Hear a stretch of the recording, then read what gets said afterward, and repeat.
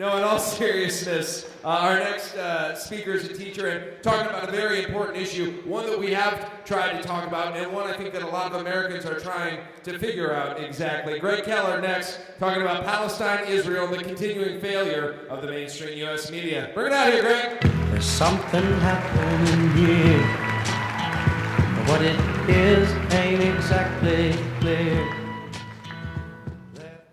Thank you. Let me start by saying I have no illusions that I'm going to be able to change anybody's mind tonight in 5 minutes, and that's not really my purpose.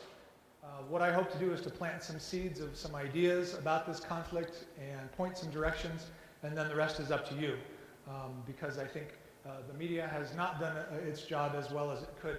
The greatest enemy of knowledge is not ignorance, it's the illusion of knowledge, and I think that's part of the problem, especially with this situation in Palestine and Israel. We think we know things that are not exactly true.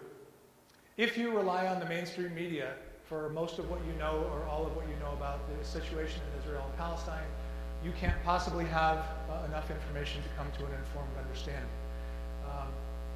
The media has done a good job of presenting one part of the Israeli perspective, not even all parts of Israeli perspective.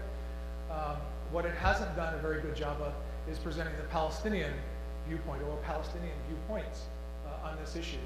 And that's one thing I want to address. And sometimes when the media has tried to do it, in the case of this NBC journalist who reported and then was actually pulled from his assignment. So if you see any newscast that doesn't mention the fact that Palestinians have been living under military occupation for the past 47 years, you are being misinformed.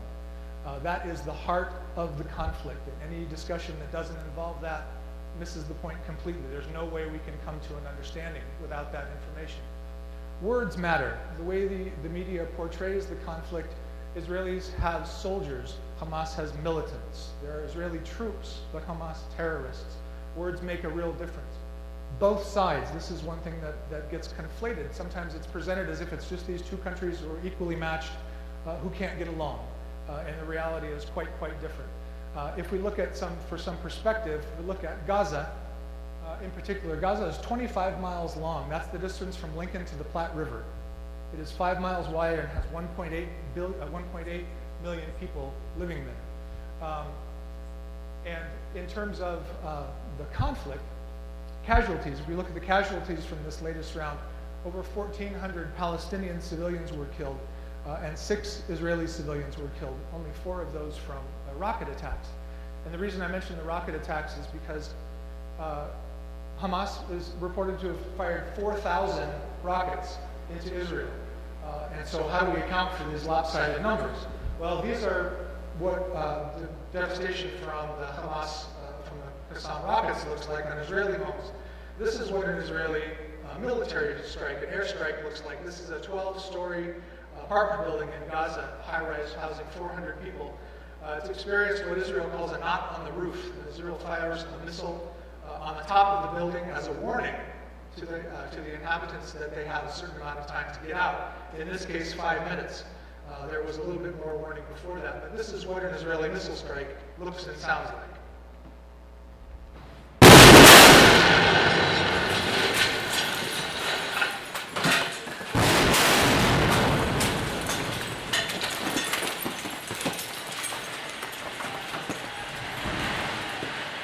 12-story apartment building, oddly enough, the same size as this building that we're in now, was reduced to rubble with 2 missiles. 400 people are now homeless, and that's what devastation looks like from a rocket attack, so it's not quite the same thing. This happens time and again. The reality in Gaza, 95% of the water in Gaza right now is undrinkable. They have power for only 6 hours a day because Israel bombed the only power plant in Gaza. It is a humanitarian crisis on an enormous scale. There were many thousands of protests around the world when these things happened, but the result was not very much action. There was a ceasefire, but the reality for people in Gaza is still very dire. And that's my pitch to you. What can you do? One of the main things you can do is to become more informed. I've created a blog that has links to other resources.